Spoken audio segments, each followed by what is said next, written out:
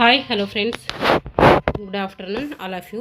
MRL study studio ಚಾನಲ್ಗೆ ತಮಗೆಲ್ಲರಿಗೂ ಸ್ವಾಗತಿಸುತ್ತಾ ಇವತ್ತಿನ ತರಗತಿಯಲ್ಲಿ ನಾನು 6ನೇ ತರಗತಿಯ ಪಾರ್ಟ್ 2 ಅಲ್ಲಿ ಬರುವಂತಹ ಮೇಲಾಟಗಳು, ಅದರಲ್ಲಿ ವೇಗದ ಓಟಗಳು, ಅದಕ್ಕೆ ಇಂಗ್ಲೀಷಲ್ಲಿ ಸ್ಪ್ರಿಂಟ್ಸ್ ಅಂತ ಕರಿತೀವಿ, ಆ ಒಂದು ವಿಷಯದ ಕುರಿತು ಇವತ್ತಿನ ತರಗತಿಯನ್ನು ಮಾಡ್ತಾಯಿದ್ದೀನಿ. ಯಾರೆಲ್ಲ ದೈಹಿಕ ಶಿಕ್ಷಕರೊಂದು ನಿಮ್ಮ ಖಾತೆಗೆ ಪೂರ್ವಸಿದ್ಧತೆ ಮಾಡ್ಕೊಳ್ತಾ ಇದ್ದಾರೋ ಅವರು ಈ ತರಗತಿಯನ್ನು ಬಳಸ್ಕೊಳ್ಳಿ ಅಂತ ಹೇಳ್ತಾ ಇವತ್ತಿನ ತರಗತಿಯನ್ನು ಪ್ರಾರಂಭಿಸೋಣ. ಈ ಒಂದು ವೇಗದ ಓಟದಲ್ಲಿ ಏನೇನು ತಿಳ್ಕೊತೀವಿ ಅಂದರೆ, ಓಟದ ಸ್ಪರ್ಧೆಗಳ ಬಗ್ಗೆ ತಿಳ್ಕೊತೀವಿ, ವೇಗದ ಓಟದ ನಿಯಮಗಳು, ಯಾವ ರೀತಿ ಓಡಬೇಕು ಅನ್ನೋದ್ರ ಬಗ್ಗೆ ತಿಳ್ಕೊತೀವಿ, ಓಟದಲ್ಲಿ ಓಟಗಾರರು ಮಾಡುವಂತಹ ತಪ್ಪುಗಳ್ಯಾವು ಅದ್ರ ಬಗ್ಗೆ ತಿಳ್ಕೊತೀವಿ, ಟ್ರ್ಯಾಕ್ ರಚನೆ ಹೇಗಿರುತ್ತೆ, ರಾಜ್ಯ, ರಾಷ್ಟ್ರ, ಅಂತಾರಾಷ್ಟ್ರ ಮಟ್ಟದಲ್ಲಿ ಓಟಗಾರರ ದಾಖಲೆಗಳು, ಇಷ್ಟು ವಿಷಯಗಳ ಬಗ್ಗೆ ಏನು ಮಾಡ್ತೀವಿ ಈ ಒಂದು ಲೆಸನ್ನಲ್ಲಿ ಸಂಕ್ಷಿಪ್ತವಾಗಿ ತಿಳ್ಕೊತೀವಿ. ಈ ಒಂದು 400 ಮೀಟರ್ ಸ್ಟ್ಯಾಂಡರ್ಡ್ ಟ್ರ್ಯಾಕ್ನಲ್ಲಿ ನಡೆಯುವಂತಹ ಜಿಗಿತದ, ಎಸೆತದ ಮತ್ತು ಓಟಗಳ ಸ್ಪರ್ಧೆಗಳಿಗೆ ಮೇಲಾಟಗಳು ಅಂಥೇಳಿ ಕರಿತೀವಿ. 400 ಮೀಟರ್ ಸ್ಟ್ಯಾಂಡರ್ಡ್ ಟ್ರ್ಯಾಕ್ ಏನಿರುತ್ತಲ್ಲ, ಒಂದು ಟ್ರ್ಯಾಕು 400 ಮೀಟರ್ ಇರ್ತೈತೆ, ಅದಕ್ಕೆ ಸ್ಟ್ಯಾಂಡರ್ಡ್ ಟ್ರ್ಯಾಕ್ ಅಂತ ಕರಿತೀವಿ. ಅಲ್ಲಿ ನಾವು ಏನು ಮಾಡ್ತೀವಿ ಅಂದರೆ ಜಿಗಿತಗಳು ಆಡಿಸ್ತೀವಿ, ಎಸೆತಗಳು ಆಡಿಸ್ತೀವಿ, ಓಟಗಳು ಆಡಿಸ್ತೀವಿ. ಇವೆಲ್ಲ ಜಿಗಿತ, ಎಸೆತ, ಓಟಗಳು 3 ಸೇರಿ ಏನಂತೀವಿ ಮೇಲಾಟಗಳು ಅಂಥೇಳಿ ಕರಿತೀವಿ. ಮೇಲಾಟಗಳನ್ನು ಎಲ್ಲ ಕ್ರೀಡೆಗಳಿಗೆ ತಂದೆ ಅಂಥೇಳಿ ಕರಿತೀವಿ. ಎಲ್ಲ ಕ್ರೀಡೆಗಳಿಗೆ ತಂದೆ ಯಾರಾದರೂ ಫಾದರ್ ಇದ್ದರೆ ಅದು ಮೇಲಾಟಗಳು, ಅಷ್ಟು ಇಂಪಾರ್ಟೆನ್ಸು ಈ ಮೇಲಾಟಗಳು ಪಡ್ಕೊಳ್ತವೆ. ಅಥ್ಲೆಟಿಕ್ಸ್ ಪದವು ಅಥವಾ ಶಬ್ದವು ಅಥ್ಲಾನ್ ಎಂಬ ಗ್ರೀಕ್ ಪದದಿಂದ ಬಂದಿದೆ. ಕೇಳ್ತಾರೆ ಎಕ್ಸಾಮಲ್ಲಿ, ಅಥ್ಲೆಟಿಕ್ಸ್ ಶಬ್ದವು ಯಾವ ಪದದಿಂದ ಬಂದಿದೆ ಅಂದರೆ ಅಥ್ಲಾನ್ ಎಂಬ ಗ್ರೀಕ್ ಪದದಿಂದ ಬಂದಿದೆ. ಹಾಗಾದರೆ ಅಥ್ಲಾನ್ ಅಂದರೆ ಏನು ಅಂತಂದರೆ ಸ್ಪರ್ಧೆ ಅಂತ ಅರ್ಥ. ಸ್ಟ್ಯಾಂಡರ್ಡ್ ಟ್ರ್ಯಾಕ್ 2 ನೇರ ಮತ್ತು 2 ತಿರುವುಗಳನ್ನು ಹೊಂದಿರುತ್ತದೆ. ಒಂದು ಸ್ಟ್ಯಾಂಡರ್ಡ್ ಟ್ರ್ಯಾಕ್ ಇದೆ ಅಂದರೆ ಅದು 2 ನೇರ ಮತ್ತು 2 ತಿರುವುಗಳನ್ನೋದು ಹೊಂದಿರ್ತೈತೆ. ಈ ರೀತಿ ಏನು ಮಾಡ್ತೈತೆ, ಇವು ಏನಂತೀವಿ, ಓಕೆ ನೇರ, ಇವು ನೇರ ಅಂತೀವಿ, ಇವು ತಿರುವು ಅಂಥೇಳಿ ಕರಿತೀವಿ. ಈ ರೀತಿ ಏನು ಮಾಡ್ತೈತೆ ಸ್ಟ್ಯಾಂಡರ್ಡ್ ಟ್ರ್ಯಾಕ್ ಇರ್ತೈತೆ. ಟ್ರ್ಯಾಕ್ ಇದು ಮುಂದೆ ಬರ್ತೈತೆ, ತೋರಿಸ್ತೀನಿ. ಇವಾಗ ವೇಗದ ಓಟದ ವಿವಿಧ ಸ್ಪರ್ಧೆಗಳು ಯಾವ್ಯಾವು ಅಂತೇಳಿ ನೋಡ್ರಿ. ವೇಗದ ಓಟ ಅಂದರೆ ಸ್ಪ್ರಿಂಟ್ಸ್ ಅಂತೇಳಿ ಕರಿತೀವಿ. ಓಕೆ, 100 ಮೀಟರ್ ಓಟ ಇರ್ತೈತೆ, 200 metre, 400 metre, 4 × 100 metre relay, 100 metre ಮತ್ತು 110 ಮೀಟರ್, 4 ಮೀಟರ್ ಹಡಲ್ಸ್. ಇಷ್ಟೇನಂತೀವಿ ಮತ್ತು ವೇಗದ ಓಟಗಳು. ಗುಂಪಿಗೆ ಸೇರದ ಪದಗಳು ಯಾವುದಂತ ಈ ರೀತಿ ಕೇಳ್ಬೋದು. ವೇಗದ ಓಟಗಳು, ದೂರದ ಓಟಗಳು, ಮಧ್ಯಮ ಓಟಗಳು, ಜನಾಂಗ ಓಟಗಳು ವರ್ಗೀಕರಣ ಮಾಡ್ತೀವಲ್ಲ, ಅದ್ರಾಗ ವೇಗದ ಓಟಗಳು, ದೂರದ ಓಟಗಳು, ಮಧ್ಯಮ ದೂರದ ಓಟಗಳು ಈ ರೀತಿ ಬರ್ತವೆ. ಈಗ ನಾವು ವೇಗದ ಓಟಗಳ ಬಗ್ಗೆ ನೆನ್ಪಿಟ್ಕೋಬೇಕು, ಏಕೆಂದರೆ ದೂರದ ಓಟಗಳು, ಮಧ್ಯದ ಓಟಗಳು ಮತ್ತು ನೋಡೋಣ. ಇಲ್ಲಿ ಕಡೆ ಹೀಗೆ ಅದ್ರ ಕೆಳಗೆ ಇರ್ತದೆ ಖರೆ ಅಂದರೆ ಇವಾಗ ಒಂದ್ಸರಿ ಇಲ್ಲಿ ನೋಡ್ಕೊಳ್ರಿ. ಇವಕ್ಕೇನಂತೀವಿ ವೇಗದ ಓಟಗಳು ಅಂತೀವಿ ಕರಿತೀವಿ. ಇಷ್ಟಕ್ಕೆ 100 ಮೀಟರ್ ನೆನ್ಪಿಟ್ಕೋಬೇಕು, 200 ಮೀಟರ್, 400 ಮೀಟರ್, ಹಾಗೆ 4 × 100 ಮೀಟರ್ ರಿಲೇ ಇರುತ್ತೆ, 100 ಮೀಟರ್, 110 ಮೀಟರ್, 400 ಮೀಟರ್ ಅಡೆತಡೆ ಓಟ. ಇವೇನಂತೀವಿ ವೇಗದ ಓಟಗಳು ಅಂತೇಳಿ ಕರಿತೀವಿ. ಈಗ ವೇಗದ ಓಟಗಳನ್ನು 2 ಭಾಗಗಳಾಗಿ ಕೊಟ್ಟಿದ್ದಾರೆ. ಇಲ್ಲಿ ಮಧ್ಯಮ ದೂರದ ಓಟಗಳು ಇಲ್ಲಿ ಮೆನ್ಷನ್ ಮಾಡಿಲ್ಲ, ಇಲ್ಲಿ 2 ನೆನ್ಪಿಟ್ಕೊಳ್ರಿ.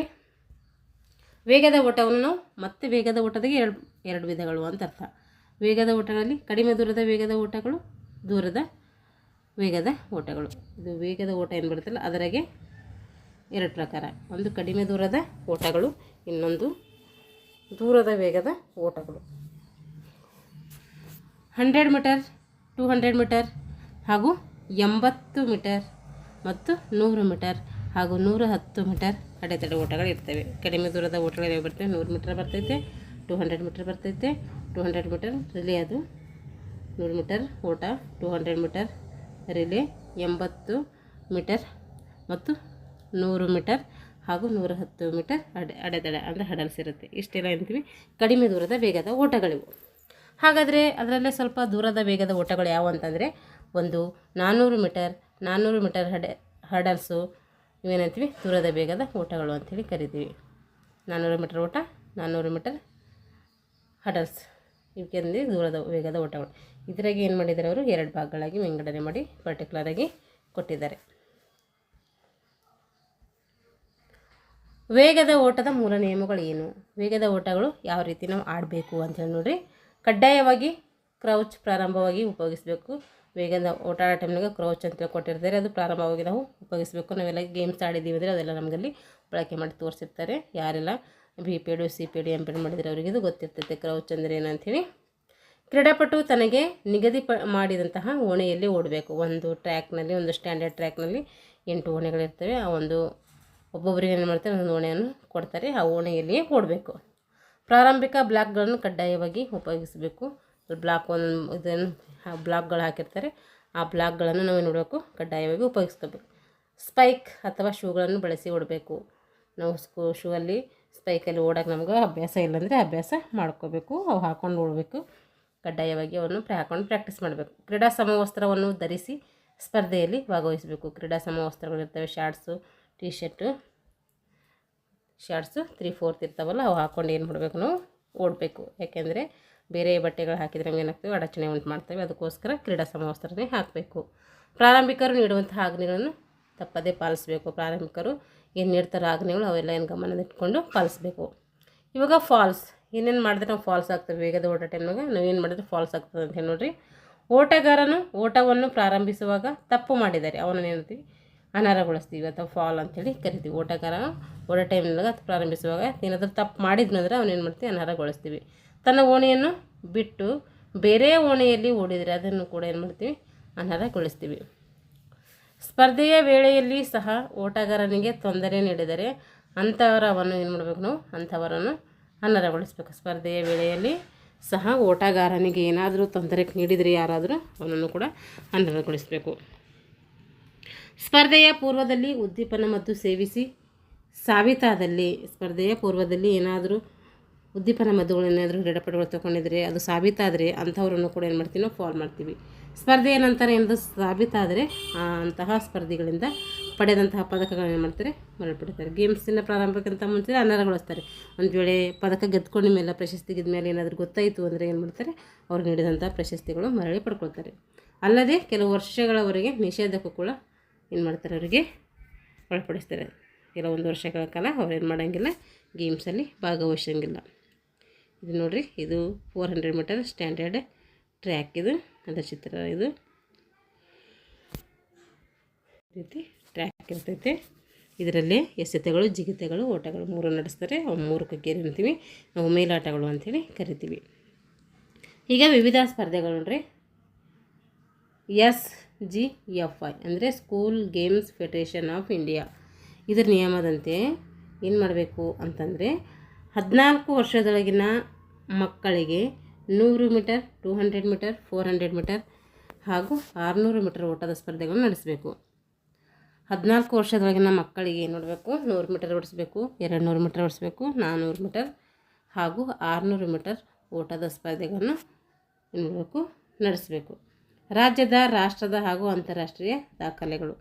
ರಾಜ್ಯದ ದಾಖಲೆಗಳು: ಪುರುಷರ ವಿಭಾಗ ಅಥವಾ ಓಟದ ಅವಧಿ ಸೆಕೆಂಡ್ಗಳಲ್ಲಿ 100 ಮೀಟರ್ ಓಟ 100 ಮೀಟರ್ ಓಟ ಇದೆ ಅಂದರೆ ಅದಕ್ಕೆ ಲಿಯೋನಲ್ ಜೋನಸ್, ಹಾಗೆ Clifford Joseph, Bopanna GN, Vilas Neelgund, ಇಷ್ಟೇನು ಇವರೇನು 100 ಮೀಟರ್ ಓಟದ ಆಡುವಂಥ ಓಟಗಾರರಾಗಿರ್ತಾರೆ ಇವರು.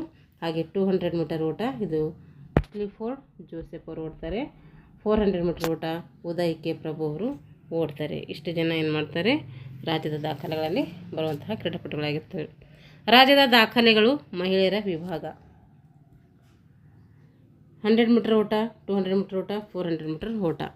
ಇದರಲ್ಲಿ ಯಾರು ಓಡಿದ್ರು ಅಂದರೆ EB Shaila, Ashwini Nachappa. 100 metre EB Shaila, Ashwini Nachappa. 200 metre Rosa Kutty. 400 metre 100 metre ಓಟ EB ಶೈಲಾ ಎಷ್ಟು ಓಡ್ತಾರೆ ಅಂದರೆ 11.5 ಸೆಕೆಂಡ್ಸಲ್ಲಿ ಓಡ್ತಾರೆ. 200 ಮೀಟರ್ ಅಶ್ವಿನಿ ನಾಚಪ್ಪ 23 ಸೆಕೆಂಡ್ಸ್ 4 ಇದರಲ್ಲಿ ಓಡ್ತಾರೆ. ಹಾಗೂ 400 ಮೀಟರ್ ಓಟದಲ್ಲಿ ರೋಸಾ ಕುಟ್ಟಿಯವರು 53.6 ಸೆಕೆಂಡ್ಸಲ್ಲಿ ಓಡ್ತಾರೆ. ಈಗ ರಾಷ್ಟ್ರೀಯ ದಾಖಲೆಗಳು, ಇದು ಮಹಿಳೆಯರದಾಯಿತು. ಇವಾಗ ರಾಷ್ಟ್ರೀಯ ದಾಖಲೆ ಪುರುಷರದು ನೋಡ್ರಿ. 400 ಮೀಟರ್ ಅಮಿಯಾ ಕುಮಾರ್ ಮಲ್ಲಿಕ್ 10.26 ಸೆಕೆಂಡ್ಸಲ್ಲಿ ಓಡ್ತಾರೆ. 200 ಮೀಟರ್ ಧರ್ಬೀರ್ ಸಿಂಗ್ ಇವರು 20.45 ಸೆಕೆಂಡ್ಸಲ್ಲಿ ಓಡ್ತಾರೆ. 400 ಮೀಟರ್ ಮೊಹಮ್ಮದ್ ಅನಾಸ್ ಇವರು 45.32 ಸೆಕೆಂಡ್ಸಲ್ಲಿ ಓಡ್ತಾರೆ. ಇಷ್ಟು ರಾಷ್ಟ್ರೀಯ ದಾಖಲೆ ಆಯಿತು ಪುರುಷರದು. ಇವಾಗ ರಾಷ್ಟ್ರೀಯ ದಾಖಲೆಗಳು ಮಹಿಳೆಯರದು. ಪುರುಷರದ್ದು ಏನಾಯಿತು, ರಾಜ್ಯದ ಮತ್ತು ರಾಷ್ಟ್ರದ ಎರಡೂ ಆಯಿತು. ಇವಾಗ ಮಹಿಳೆಯರದು ರಾಜ್ಯದಾಗಿದೆ, ಇವಾಗ ರಾಷ್ಟ್ರೀಯದೊಂದಾದರೆ ಅವ್ರದ್ದು ರಾಜ್ಯದ ಮತ್ತು ರಾಷ್ಟ್ರೀಯದ ಆಗ್ತೈತೆ. ನೋಡ್ರಿ 400 ಮೀಟರ್ ದ್ಯುತಿ ಚಂದ್ 11.24 ಸೆಕೆಂಡ್ಸಲ್ಲಿ ಓಡ್ತಾರೆ. 200 ಮೀಟರ್ ಸರಸ್ವತಿ ಸಹ ಇವರು 22.82 ಸೆಕೆಂಡ್ಸಲ್ಲಿ ಓಡ್ತಾರೆ.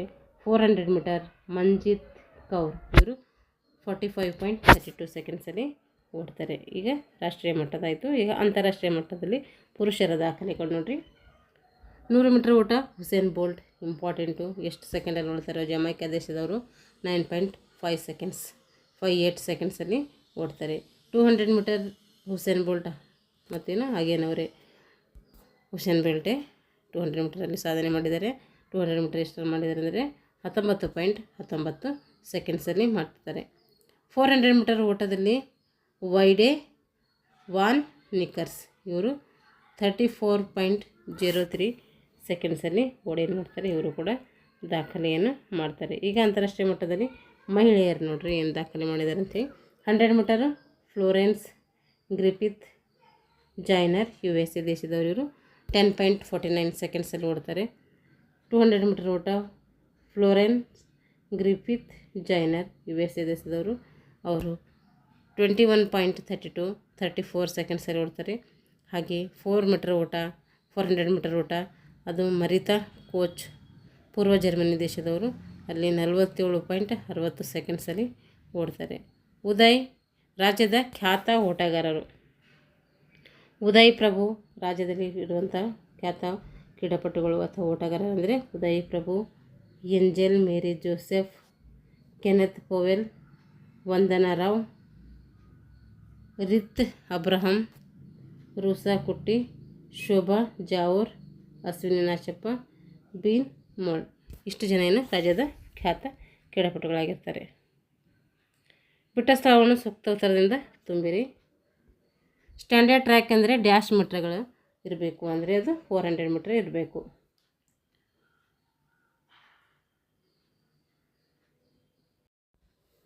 ಹಾಗೆ ಇಲ್ಲಿ ಎಷ್ಟು ಮೀಟ್ರ್ ಒಳಗೊಂಡಿರ್ತದೆ ಅಂತ ಕೇಳಿದರೆ 400 ಮೀಟ್ರ್ ಒಳಗೊಂಡಿರ್ತದೆ. ಅತ್ಲಾನ್ ಶಬ್ದ ಅರ್ಥ ಏನಂದರೆ, ಅತ್ಲಾನ್ ಅಂದರೆ ಸ್ಪರ್ಧೆ ಅಂತ ಅರ್ಥ. ಅತ್ಲಾನ್ ಎಂಬ ಶಬ್ದವು ಗ್ರೀಕ್ ಭಾಷೆಯ ಅತ್ಲೇನ್ ಎಂಬ ಪದದಿಂದ ಬಂದಿದೆ. ಹಾಗಾದರೆ ಅಥ್ಲೆಟಿಕ್ಸ್ ಎಂಬ ಪದವು ಗ್ರೀಕ್ ಭಾಷೆಯ ಅತ್ಲಾನ್ ಎಂಬ ಪದದಿಂದ ಬಂದಿದೆ. ಹಾಗಾದರೆ ಅತ್ಲಾನ್ ಅಂದರೆ ಸ್ಪರ್ಧೆ ಅಂತ ಅರ್ಥ. ಇಲ್ಲ ನೋಡ್ಕೊಳ್ರಿ ಆಗಿದ್ರೆ ನೋಡ್ರಿ, ಅತ್ಲಾನ್ ಅಂದರೆ ಸ್ಪರ್ಧೆ ಅಂತ ಅರ್ಥ. ಅಥ್ಲೆಟಿಕ್ಸ್ ಎಂಬ ಶಬ್ದವು ಅತ್ಲಾನ್ ಎಂಬ ಗ್ರೀಕ್ ಪದದಿಂದ ಬಂದಿದೆ.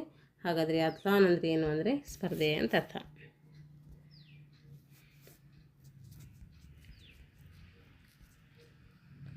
ಅಥ್ಲೆಟಿಕ್ಸ್ ಉಳಿದ ಕ್ರೀಡೆಗಳ ಡ್ಯಾಶ್ ಇದ್ದಂತೆ. ಅಥ್ಲೆಟಿಕ್ಸ್ ಉಳಿದ ಕ್ರೀಡೆಗಳಿಗೆ ತಂದೆ ಇದ್ದಂತೆ. ತಂದೆ ಈಗ ಹೊಂದಿಸಿ ಬರೆಯಿರಿ. SGFI ಇದನ್ನು ವಿಸ್ತರಿಸಿ ಅಂದರೆ school games federation of India. ವೇಗದ ಓಟದ ಸ್ಪರ್ಧೆಗಳು ಯಾವ್ಯಾವು ಅಂದರೆ 100 ಮೀಟರು, 200 ಮೀಟರು, 400 ಮೀಟರು. 400 ಮೀಟರಲ್ಲಿ 100 ಮತ್ತು 110 ಹಡಲ್ಸು, ಇವೆಲ್ಲ ಏನಂತೇವೆ ವೇಗದ ಓಟಗಳು ಅಂತೇಳಿ ಕರಿತೀವಿ. ಕರ್ನಾಟಕ ರಾಜ್ಯದ ಖ್ಯಾತ ವೇಗದ ಓಟಗಾರರನ್ನು ಹೆಸರಿಸಿ ಅಂತೇಳಿ ಕೇಳಿದರೆ ನೋಡ್ರಿ, ಇಷ್ಟು ಜನದು ರಾಜ್ಯದ ಹೆಸರುಗಳೇ ಕೊಟ್ಟಿದ್ದಾರೆ. ಒಟ್ಟು 9 ಜನ ಕೊಟ್ಟಿದ್ದಾರೆ. ಇವ್ರು ನೆನ್ಪಿಟ್ಕೊರಿ. Uday Prabhu, Kenneth Powell, Rita Abraham, Shobha Javur, Angel Mary Joseph, Vandana Rao, Rosa Kutty, Ashwini Nachappa, ಇವರೆಲ್ಲ ಕರ್ನಾಟಕ ರಾಜ್ಯದವರು. ಪರ್ಟಿಕ್ಯುಲರಾಗಿ ಜಾಸ್ತಿ ಫೇಮಸ್ ಇರೋದು ಕೇಳ್ತಾರೆ. ಅಶ್ವಿನಿ ನಾಚಪ್ಪರದು ನೆನ್ಪಿಟ್ಕೊಳ್ರಿ. ಒಲಿಂಪಿಕ್ಸ್ನ ಧ್ಯೇಯವಾಕ್ಯ ಏನು? ಒಲಿಂಪಿಕ್ಸ್ ಧ್ಯೇಯವಾಕ್ಯ ಏನು ಹೊಂದಿದೆ ಅಂದರೆ ಹೆಚ್ಚು ವೇಗ, ಹೆಚ್ಚು ಎತ್ತರ, ಹೆಚ್ಚು ಬಲ. ಈ ಮೂರು ಏನು ಹೊಂದಿದೆ? ಅದು ವೇಗ ಅಂದರೆ ಧ್ಯೇಯವಾಕ್ಯವನ್ನು ಹೊಂದಿದೆ. ವೇಗ, ಎತ್ತರ, ಬಲ. RTS, 40S, CTS ಅಂತ ಕರಿತೀವಲ್ಲ, ಅವು ಇಂಗ್ಲೀಷಲ್ಲಿ ಕರಿತೀವಿ, ಇದು ಕನ್ನಡದಲ್ಲಿ ಇದ್ದಾವೆ. ಇವು ಇಷ್ಟು ಏನು ಮಾಡಿದೆ ನಾವು ವೇಗದ ಓಟಗಳ ಬಗ್ಗೆ ತಾತ್ವಿಕ ವಿಭಾಗ ತಿಳ್ಕೊಂಡಿದ್ವಿ. ಮುಂದಿನ ತರಗತಿಯಲ್ಲಿ ವೇಗದ ಓಟಗಳು ಒಂದು ಪ್ರಾಯೋಗಿಕ ವಿಭಾಗದ ಬಗ್ಗೆ ತಿಳ್ಕೊಳ್ಳೋಣ ಅಂತ ಹೇಳ್ತಾ ಇಲ್ಲಿಗೆ ತರಗತಿಯನ್ನು ಮುಗಿಸ್ತಾ ಇದ್ದೀನಿ. ಎಲ್ಲರಿಗೂ ಧನ್ಯವಾದಗಳು.